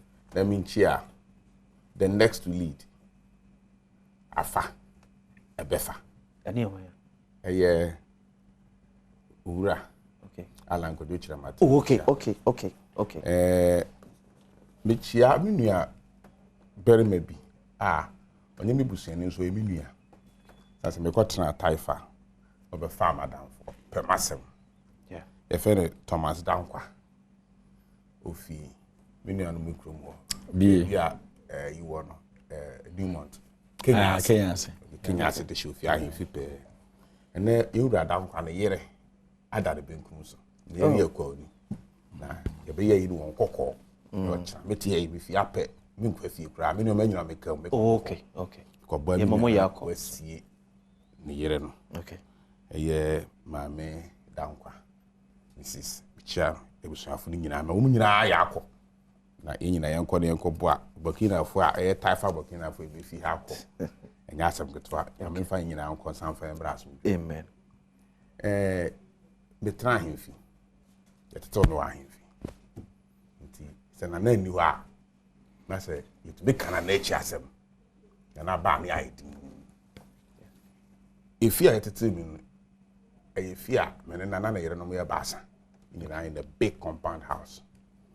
Say that then you are na maba san yeshia na wakana na ho asema ye mo frano wo be tight we said and ababa na baka say na no me grandmother can say me na no ko be sin atwa ba ahwe wa kan asem ne chere na ka this ani eto me okay me nyina ba biara enye campaign en kan say bia eye owura ba womia oye muslimi ni nti yanto abantia no me nyina ba bia ni de muslimi fo atem we me nanfo me nua bia ni kum eye muslimi ni ofre nyame me wo fasefo na me da ho ebinu betumi adi made okay o me muslim fo nti me nka say what's the message bia ma abayo bi enkomo na me ne abayo bi me nim ne da okay o me Facebook friend for years okay na oka MPP stand queens no nti emra owura Alanchira Martin appointing me as Eastern Regional Campaign Coordinator for Alan 2024 na me pesa stand queens ladies ni bi okay aboa me on my social media campaign on so for Eastern Region okropon of ekropon of me kro minim ne de but in commodity mu no chance ne me papa kora kire na ade woni first secondary school nti ye be ye friends nti in commodity ma na me say na wo kwa soro we also we Presbyterian na me pese me hwe say e ya mpa say nipa can say Ghana for you so religious and politics is linked to religion it is a obi a Christiania so to aba ma muslimi ni anaso bi a muslimi ni not to aba ama Christoni aba the president ayedin enunti na bi a NDC ya o metai winning all the zongo communities ana it will pursue question and you want a Muslim to be your leader and or serve it yeah na make catch so for me una busa lady say she wants a Muslim to be a leader of NPP no yo ono ni leader oh okay mama obi edin okay and or serve into ono no start say oboba o me so me de as MPP as I am the first statistical service is 71% of Ghanaians are Christians 17% are Muslims and it menkwa 2024 campaign owura Mahama yempo na ndisi for the neighbor he's a Christian nti ya hwe ni ya yenuanum agenum ye nimu on campaign ko 2024 campaign afekwa da soro dem no omeye no nti you're very careful na candidate aye de na ekono the religious background no ameye issue ama yenuanum ndisi fu en use am fa ntia yen nti memenko dia nke en fa Kristo ni nko mamo piedi mamo alandin mamo kene Japan din mamo bawomia din but na me hwe statistically as Christians versus Muslims. Enti upo 2024 campaign see two candidates with different religious background and religion will be an issue. Obiosi or nyentomo. For you dear, you are drawing the attention of the lady to the fact say Christian Muslim no be play a major role in the 2024 elections. If 71% of our population are Christians, exactly. Now I likely say NDC at a Christian ability do then your party should have a rethink about who leads. A screenshot now, but can say let us be careful because sorry be every yellow card, you can have a red card. I said it. I am one. So private discussions are many every year.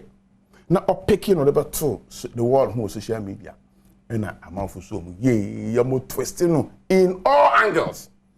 Now nipa be kwa kasa say, like I said to Muslim for jama me issue disclaimer be catch say asema me kan ba man kasa ntia Muslim na we nti me de me MPP fu no be tie me a be boa yen because at the end of the day no me papa we me no betumi aye okay Kwasi Eric J asema obusa me nua honorable Adam Bonnet, why then?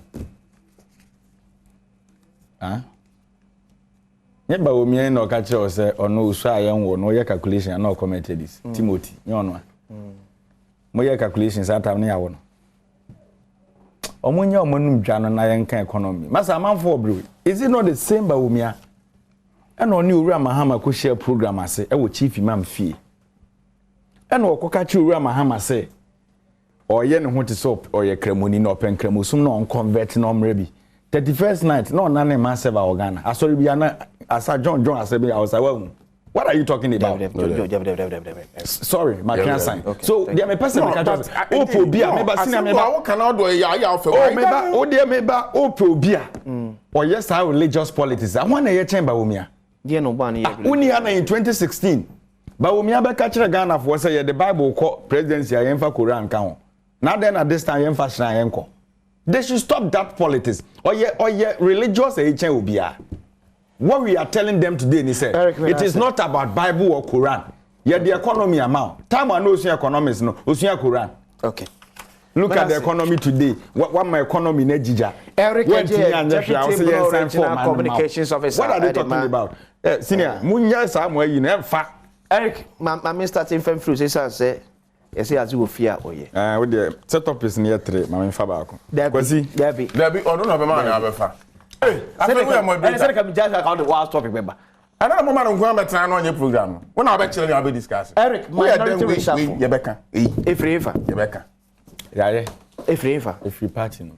Dientia. Party pending for you say I was here 7 years. A day. Almost you say a day. Na aden say. Because in some room how I say we buy 3 days no be ko baby and one da ho ye den system now and na no pa me buy ya kwamna santinti a wote an makobi so re kwasi twim sa den. Eric. Me bisa me buy na da bia kwamna ne tia. And enya wona ato nti me bia me kobi sa re kwasi twim sa den. NDC. The issue is simple. NDC as a party, ye wo kwan ya ye fa so ye ejuma. Okay. Ye wo ejuma di the which is the impending elections. Okay.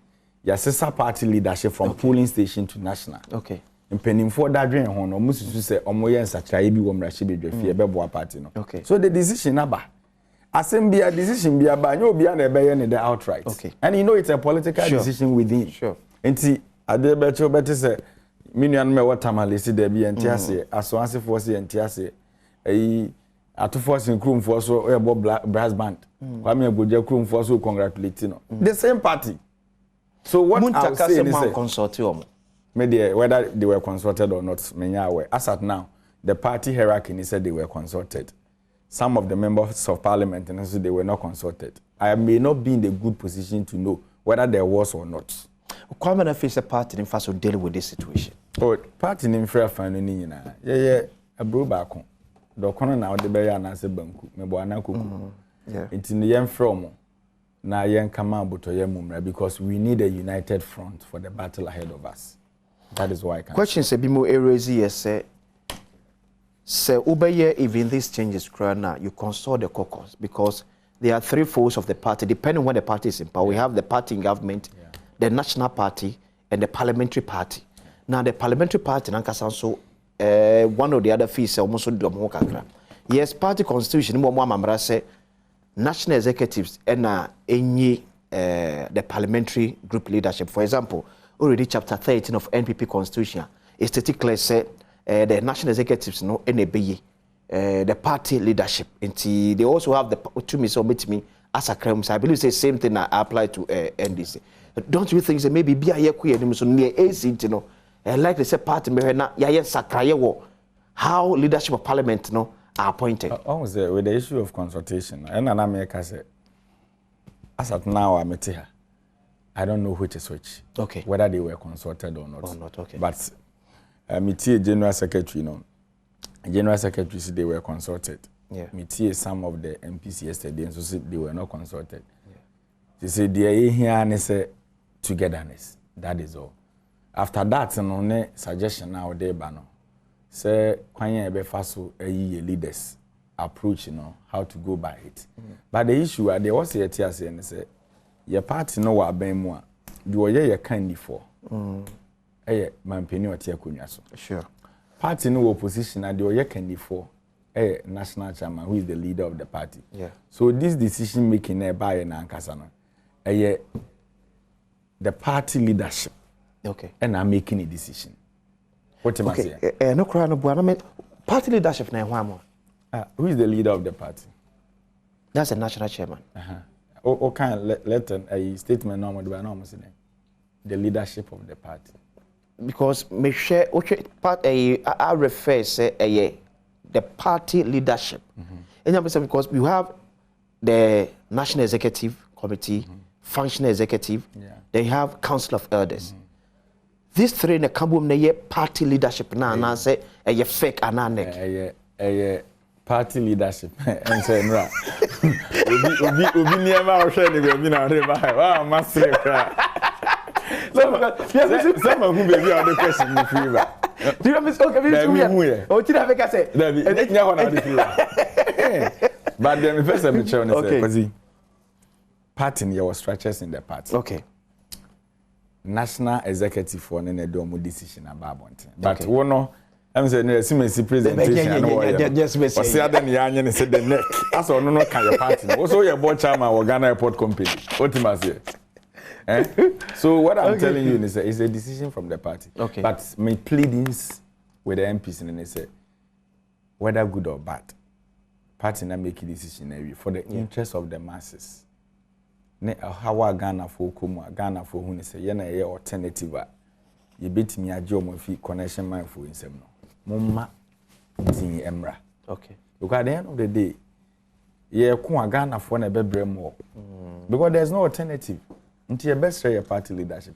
Obi ti so Haruna Idrisu. I like him. Me pade bi e wono. Okay. Me nua penny ato force in the same thing. Omo nyina your party for. Okay. Penny force do akrogem from a kwesi to ansoma me. Eno anu akesi. Ebu. Until your best omo ma abotoye mumra. Honorable Samuel Ayepe, why a member of parliament? Topic we na weni agisa. COVID sika na modini nyina. It would a discussion of this nature. You were able to situate it well for us. Appointment of caucus leadership at your parliament. As a former MP, the AC because now because say part ni wa ban mu dia. NNS ye chairman sabunsu ye afenyo marking everywhere. And you like to say president me akas o me ministerial position am they are compensating. But part no position ya na e ho said and ye huni. Do you think that it's time say part ni be hwemu ye how leadership of the caucus no are appointed? I say we are in a free way. Eso wonsa. Now do na esan ya pa. Oh yeah. Because me say me name pa issues ba. Or digest and you can't observe the question I'm going to mean. Ask the questions now will be san and or respond and a boa kakra. Ka excellence ding or the necessary in or the nice in here. Adia NDC fire. Okay. It goes contrary to the 1992 Constitution. Yes, Article 574. Okay.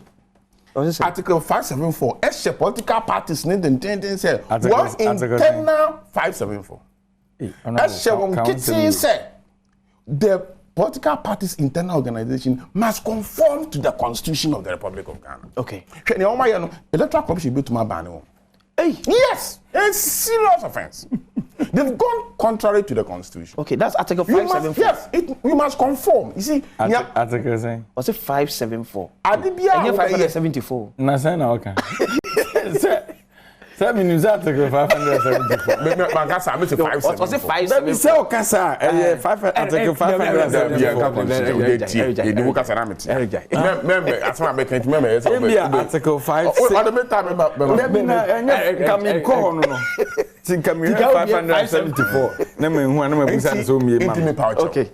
Me pouch. It for the man conform me to the 1992 Constitution. Okay. Adibia obeye bia must conform to the Constitution. Okay. Especially your internal organization. Okay. It is a Okofa Soja Bank style. Yeah.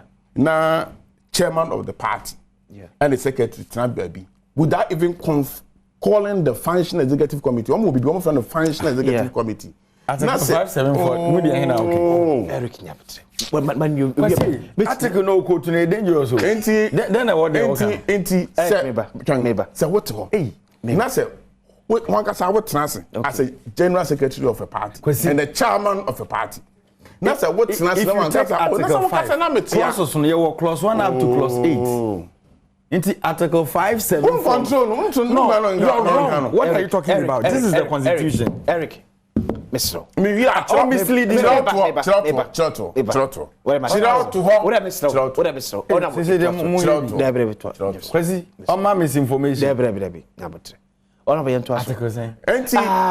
It must conform to The 1992 constitution. Exactly. It is often the can in the constitution was also conform. You should read it. Read. Yeah, educate you. Also, and I will make sure say this is Article 5. Where is the 574? Honorable, Yentuaso. See, say we a bibi or party. Okay. Na contradicting the constitution now. Okay. Criminal. Okay. It is already say we a chairman of a party. Okay. It will be to my transfer half a pen. Okay. Actual letter. Without consulting your functional executive committee. Without consulting the parliamentary party, your parliamentary party, anyway, the national party. Where what you presume say ANC. ANC. Oh, and I say we talk about one. Those will be uncle. But general secretary say it's here. General secretary says you want to through challenge to the general secretary say. So on said the balcony, someone say, "Oh, no, make us a national organizer." Joseph Yamiwa was saying. Kasafa territories of Ghana. Then I'm okay. I don't get it. Nyabutre Nipa na quote constitutional provision. I don't know Kasafa the territories of Ghana. On the NDC Assembly of Parliament. Nyabutre. Ejo oda mebo. Emna Joseph Yami e kan say. A day before the announcement to speaker no. Omushia minority leader Honorable Haruna Idris. A briefing said this is the decision by the leadership of the party. He is aware as then leader of the caucus. And they believe say obey relay information to the other. I know enough. Let me tell you. Okay. So person will change our leadership in parliament. Okay. You will be a friend of functional executive committee. Okay. What the committee will do is will be share. Okay. No more than because of A, B, C, D. Into your person changes. Our young how do you call it? Leadership. Leadership. Constitution. You would so say no. San was this, you know, me susu. I don't know why I need to know issues. That is why Northern region, yeah, Bunipa, TS Yabonting, say party near Mano. What does NDC constitution say about appointment, making changes to leadership of the parliamentary group? I don't know where Misa. Them say because of me, you can say any question. It means that when you mean that's it. Say the first say or man consult to me does it make no money illegal. Okay. So we are appointing leadership. Yeah. At least I know the functional executive committee Libya. Normal agrees, so you have to change this and that. It's some say leaders in the what Bible did the parliamentary party. Who are members of the functional executive committee? You see, as chairman, general secretary, and other executive members. Only one. Other executive members. Because they are the national executive members. And I'm first a main church chairman from now on. Person make us. Went here for better. Honorable T. Tina can say. Party no, according to the national organizer, the then minority leader, Honorable Haruna Idris, a day before the official announcement to speaker, he was informed because on represented the parliamentary group. But can say this is not enough. They are going to lead a team. They are going to lead a parliamentary party. One said more than 60 MPs out of the 137 about whatever issue statement. Okay. And in the air can say, and can we take a decision at the functional executive committee, which they did not. Movie, I was say leadership, the party leadership, a bit Tiako no. No catch question is near your passy. You will be committee be a parliamentary selection committee. Yeah. And we crown a selection committee, involved. Selection committee of parliament. How? Woman, I want to report to Parliament. The speaker will read one advocate. The speaker will read the letter to the Parliament. The Parliament now. When has Parliament been part of appointment of caucus leadership? The Parliament. Other than that, you cannot be leader in Parliament. Other than that, you cannot be a leader in Parliament. When has Parliament been part of appointment of leadership? Maybe Parliament in appointment and leadership. Selection committee. Oh, I mean, come on, just in Ghana for better at me. Ghana for the name one. Party no, at the list is very okay. Yeah, the address letter to speaker. Speaker review or make a referral. Yeah. To the selection committee. Okay. Selection committee ni be share. Now, the report aba. extra positions are obia kita in the report the buy no. Yes, na ya debate report no na ya gye atom and normally your voice vote because ansana sa report no be ba no na both sides and a party no outside parliament no enyina go in agreement it me call parliament me who say to selection committee report to show abada because a voice vote me ya gye atom na Cletus avoka ka kire we say it doesn't hold water until said speaker be ready letter no. Normally say just ordinary amendment and time cost selection committee. Speaker review now changes me is accepted. No be review objection it ends it. But say a fresh Ayaba parliament. Ayaba be leaders are. Speaker the leadership list no. The selection committee. The selection committee no had a report about parliament. Ni a table report no ni a debate report no ni a report na to na confirm but say reshuffle normally speaker be ready say selection committee report na je to mo na ano no party NDC had another letter about say oma ye changes no mpo no obi betumi asore from within the minority group I can say objective yes it's in a what's proper consultation especially with the parliamentary party no and come nya say nipa 60 and my one team make say yempene so it's in our sanka NDC for the same e was sanka one parliamentary party in Asia now what can say leaders no even at the point in time 2009 on the 6th January 2009 ye share president Kufuor Satana president Kufuor move about Jubilee House fresh ye share ya to aba by raise of hands and ye honorable say chairman suppose as a minority leader so it's a process a party bia wo so a office gina na untumi sore nka te say soldier fu aban say wo wa sore say enu anu no yenko na wo the letter aba letter no kwa the ba no letter no ba the time of parliament war recess it is speaker no kwa nya letter no he has not gotten the opportunity to read the letter to the house the house no nyentom it not be adopted by the house as a president ba be tu kwan no wa cho letter abre speaker be read the letter no na ye jatum ni nyina jatum say president to coordinate change our vice president and our vice president want to the speaker and our speaker no want the chief justice it must be read in parliament it says Ghana ni be sorry not a minority leader I was here redo a parliament now 275 representatives now wo ho no Ghana fu nyina hu sampa ya changes that's how it is done it's in the NDC fu aye etiabra na me dey anka we emfa me ho sir, just give me 2 minutes. 1 minute. Sir, you don't talk on this. Now, Otoke say, na mama yenka mum na Ghana for bre na ye magic Ghana. Ye nyamfa Ghana ma mukrano. Just parliamentary shuffle kra mu hu. Okay. Na mba manager okay, just parliamentary shuffle. Mo ya talk on Kwazi. Na mba ko say mo kwa ko ye dey. Mba manager economy. Ghana for the alternative is very scary. We want to where you pay when you or starting a presentation. Nanko Baba and constitution. Okay.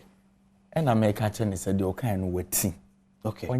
Article 574. Why no near the article? Okay. Because of a constitution now. From article 1 to 3. Okay. Ekasafa the constitution. Article 4, 5. Ekasafa territories of Ghana. Okay. And article 6 to 10 or so. Ekasafa the citizenship. Okay. So 5 now. Or can one maybe or say subject to this the provisions of this article, the president may by constitutional instrument A create a new region. Okay. B alter boundaries of a region. Or C provide for merger or 2 or more regions. Okay, can 7 there what we know. I mean can close 7 or say where a referendum involves the merger of 2 or more regions. This is about creation of member. But you can't just interject me. Let me talk.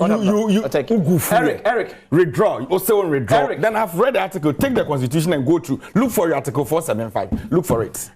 So what I am telling you is that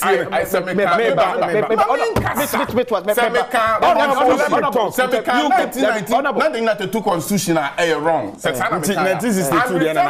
Political Parties Act. Look at 574. Act 2000. No. Political Parties Act. Political Parties Act. Act 574. And so me can say, Political Parties Act. Yes. of the 1992 Constitution. No, Samika 1992. We have the 1992 Constitution. Admit say you are wrong. Parliamentary acts are also passed. So I'm referring to Political Parties Act 574. I don't have the act here, but I was referring to Political Parties Act at 574. And at 574, let me talk. All political parties, including NDC, all internal operations must conform with the Constitution of the Republic of Ghana. Missy.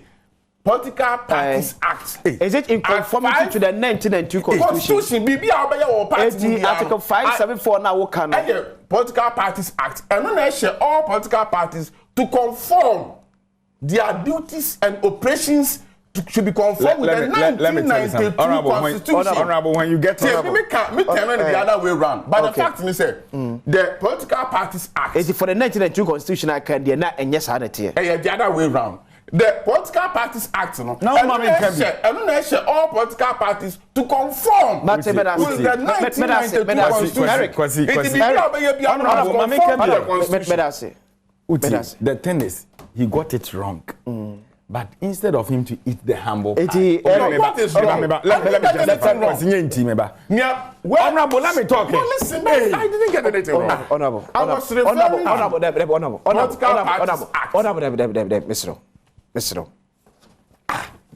Kwasi, ye ka NDC fiase. Ade no ni mu a wonim. We nyese obe conjecture. You cited the constitutional provision, which is wrong. Just admit it, say it is wrong. Act now, act now, what they tell me, education quality. Yes. So act now, act. Over your constitution, now Article 11. A casafa yemra pon wa di bu the constitution is the act of parliament, legislation to blah blah blah. See, I need the account. Act yes, cite article. Meboa. What tini na ba on admit it. So what we are saying is ye wo kwan ya faso ye nhihye wo fie. Okay. Na de ono no ka say wo say kotebu wo floor na mo gi nyina agetumu no. Wo at the same time wo ka say wo say mampani tu kwan ya o de krata akọ. Mampani krata be duro bi a na oni Ghana meboa. No de kwana mo say mo nyintum obeba na so obeka. Don't do that debate here. A party decision. Nye ha na mo be milk. Yes, common racial for keke mo party for review free SHS non-performing SODs. What does it mean? Individual bondholders to government, Eric. I'm saying they are calling on government to review free SHS. A cancellation. Okay. Kwasi? Yes. Akufo-Addo Beka say review no. Okay, so that's 2000 let me go. Okay. This. What the Yamko? What the name time na ye? Eric Yamko. Una have a time. Eric Yamko. Political parties. Eric. You know respect. Eric Yamko. Review free SHS. Sir, non-performing state-owned enterprises. Nti what the battery mo actually say? Oza banya sakra o free SHS na abanyi mekua emfaso emasoni review in a modern review and I said the Mahama individual bondholders and I'm say say review na omokan no. Is it the same as the Mahama Kanya we Akufo-Addo say a check cancellation and a way different? Oh, o man baby e dru no. Momo problem pa no say mu nim nyansa achen obi a organ MPP. That is your problem. Kwasi ye fidie ya wote a wo kasai ana ye ne wo ye show. Ye was strong won be a tower chiu. Yeah. Enti niema bi kwachi wa ye kangu wasum eno nti na microphone bi hye wasum no. Ba we mo de ne nyasa na tie obetena ha onim nyansa achen obi a. Wo the free SHS as a policy by how many years in here? Almost 6 years or so, right? No review of the policy. Now Ghana ye waja pade ne wabi adwuma. Enka wabi adwuma 6 years. On tena se nye review whether niema bi koyi ya na nkoyi. Me no kasa today 3 days ago on Ekosi Sen mo sister station. Enkwada ne se omunya aduane di. Wantie. Ye students in interview obi anka se omunum tia no pa ne awia. And hamo boy back was so we seen raging hobe no ku school Ghana national. Wa be fie because wanya osa. Osa dey na de be nye kom. Ba mampani na mo no na konwa nko under VAT. O chata wie mu hyen. Na wo bo man from say to. Ankra sika bra o mo bre mfaso e wo so omudi wo musika ho no patapa aban o se metemedie.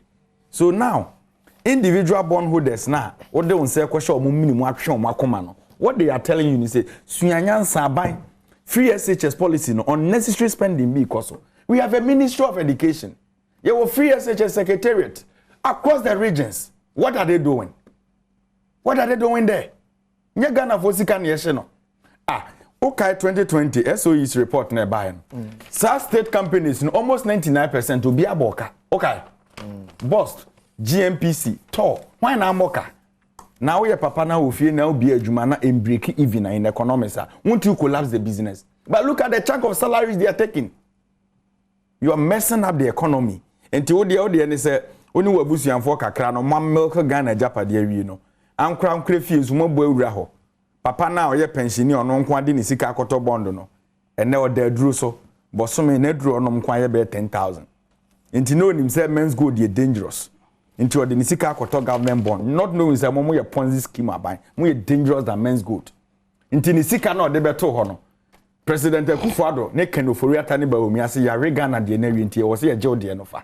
Is that the right way to go? I said this debt restructuring. They are training honest. Mama na me fancy with time no. So no papa tifi. Now papa bro no so hono obi anim so ye prema mi. Kwasi utie mi pa. Yeah. Papa no ye masem. O han class akese.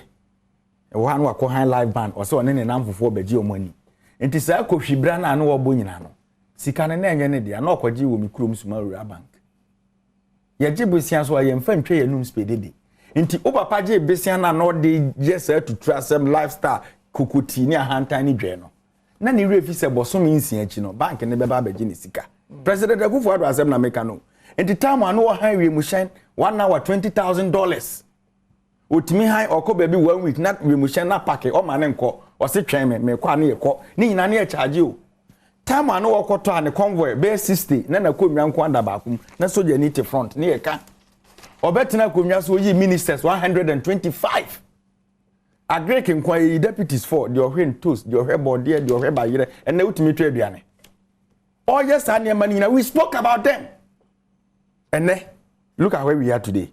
Enti wona wo wabre omoja ni owura kwasi twima aye wa adoma bi a wabeye adwuma wanya kakra to de akoto government bond no o se burden sharing na question was obusa owura ye pay ne sa Sri Lanka branch ye wo hai so nim so omo economy no family ne gu no Sri Lanka omo de ne Rajapaksa family o check ya president de Rajapaksa finance minister Rajapaksa chief of staff omo branch a ne wo kuruma okay time amoba ya amoko borrowing spree na Ghana kaya 120 billion na mo de Kenoforiata bank and the GBC no and the ono na nya Ghana so mfa so 158 million Ghana cedis through data bank Black Stars brokerage chasa dubo an company obi ye oba na 1000 Ghana ne dem ye pamono after the connection no koye ni Dubai no 88 million Ghana cedis and you are telling us a burden sharing why are they not bringing the TV money they took from Ghanaians? You have evidence. How can a family Oko parliamenta okobu akontan say esikasan na book runners na nya no wan kokanya no can get you the data here but I don't say TV money TV because samre no the more they borrow the more their family benefit so how can the family Eric kwasi ja baby ya do mo gigi aban we so do why Debbie Eric and yes ye for them say any TV at the opefa show kwasi how can a family one family impoverish Ghanaians and make the family rich. Okay. I don't know busia ba ku die. But on my munina. I would December no. Okay. So individual bondholders, whatever they are saying is true. President Akufo-Addo, ti omu yie pa. Na obetina konwa so mfiensi. But I say Eric Obra papa bia ya bi ko tia sa bondholders ni sika dache. You've not created any sinking fund. Obi ba ya Akufo pencil $750 million no. We created a sinking fund. Yeah, kwana ya 250 million. And what the latest one aba? Are you aware said they are targeting heritage fund? Ye ko yi de dem no. Akwasisia, good morning. Corrupt government. At the time we are experiencing unprecedented hardship, corruption and insecurity that Ghanaians are looking forward to. This is when NDC seems to fuel all the challenges we are going through as a country, bringing up decisions that will not help to bring peace in the country. Okay. Musa Bato Edway Akwasi, Tell Honorable Samuel Ayepe, what does he want to talk about? A year to 2016 elections, NPP sacked their national chairman, general secretary, and vice chairperson. What happened? NPP and hypocrisy. Olives Edem, as soon as we buy. The current happenings surrounding in the minority caucus in parliament indicate that the Esiedun Kete Fifi-Kwete-led administration in the turmoil, which appears to have no end in sight, and very sad as to how NDC, which has to be a better opposition party, has now become, all because of satisfying John Dramani Mahama. Yauza, Edwefri Swami, Ena Ode Ebaye. We all know that the debt exchange program would significantly reduce the burden of interest payment on the Ghanaian government and fix the economy situation. So I urge all bondholders and Ghanaians to have patience and participate. Etonam vasti. And so anyway, by honorable individual bondholders. And I'm saying I'm going to say, who a case, our court. Okay. Now I say me that no one who has some kind to know before. Okay. Individual bondholders are buying and one matters. We the other what Tony that and a bank and one ekasa. Okay. And now, baby, could I do a chili pa? A buying and is our individual bondholders. I get discussions be bria. You be independence bre. Yeah. Now, what Kasana a Quebec to say be NDC campaign team message. And I will lead the bondholders. No, Opasa Fede. What the bear was some can. Why now? Bondholders no clear I elect one as one point to say divining na can was someone. Why I say at him. Okay. Obian himself. Adia NDC chimpa Ghana. And in the West Nile manages to mean so about power the first one can say free messages. The first trauma. Enti near bondholders to say Omoba no me no. A trona. Oh, near which is some more. That's what I can say here. Since here, you can say that's Enti near what can that's a one show IMF. Abeshia Ghana, Yakwa Huchimu. IMF so Brian. No much is my debt portfolio number debt stock and I was sure. Into moon peck will be ambafaso. My debt stock and abafem. Yeah. And the young woman had analysis. The analysis in you who say, what's your say your bond? Say a lose. Yeah, you to make friend any pair boy and Bosiano. It to make for some young. Okay. Now and debt to GDP to me be 55%. Don't to me am 3 billion. Okay. I know the nature say you will space you be chia. I'm a homo kind of pay face free senior high school a poor program into one person and Sabeka. The IMF said it. Even when it is sinking. When it is so much baby. Yakwa. Ahohan beba. So a man for akwadwo musika kaso mo empna bede. And they are voluntary. Yeah, show be a amount to be a say, a bank and the bankers at Honorable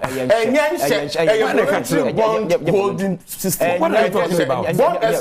Program no, and Honorable Samuel Ayepe, nobody be a amount to voluntary. It's near voluntary. Voluntary. It is not voluntary. You can trade your bond. Trade your bond. Who better decide? Say who trade your bond. The only thing they say. Message from a bank. Message from a bank. Trade your bond. Say who trade your bond. Honorable Samuel Ayepe. Yani amount for omuso enya the same message. Enya voluntary. Message from a bank did not give me voluntary option. And the bank and they decide to say. Debbie. See, there are aspects. Which aspects woman. Obaka Chelsea. Bibia, Sadi say Ufima, who decided say yet now. Me bank answer the message 70 say lose 30% of your capital. You just lose a portion of your interest. Government said he wants to meet 80% threshold. Sincere, we be bond no. Honorable. Government say he wants to meet 80% threshold. 80% no. Pension fund every month. Satam na individual bondholders in count. Pension fund free ma buy who say tokro aba beto honom no. E no kofa individual bondholders ebe shemu because omo ama me shemu that 80% na epeni enja because already. Pension is that justifies? Meba. Me see me message me nya from a bank. Anya who message you? Me bank. Actually, say how the and that message, works. you know, it's not about how the system works. You have joined the debate. It is because among 40 among 4 years, so everything said. Near yet, and the finance minister said, and you're voluntary.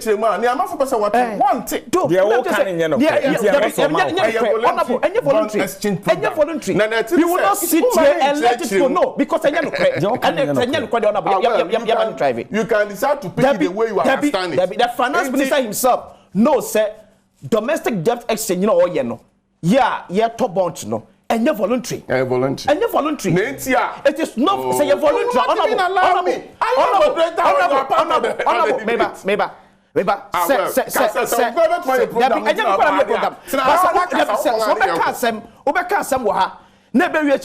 Different picture outside that. A better platform. Because you voluntary, government ain't share. I'm out for. To plead with them, and you're voluntary. And you're voluntary. And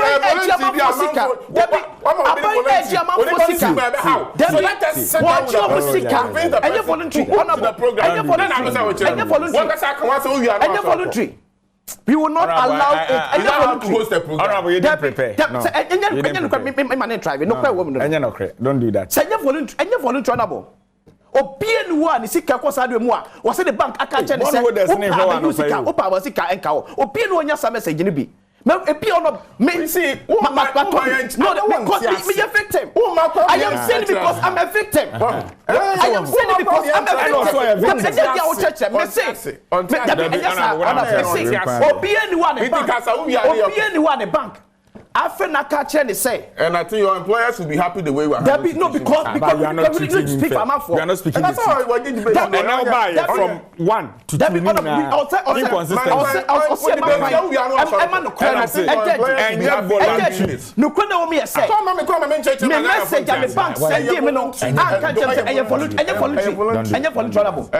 This propaganda will not try. I'm sorry. This is propaganda. This propaganda will not try. I'm sorry. We will not allow it to try. My second time, Namenko. This time round, but I say, say you ever see. Nyami advance Monday. Or my camera Sunday. And ebedi Asia. Obegem to me this so. Meeting the akwasi Asia. Honorable unto bond what bond ni. Unto bond ni. But I say to akamo. Until you can ask. Etu ji dis dey wo kan ye no. So na me come man church mu. Hwe woni. Say wo ka say wo be from the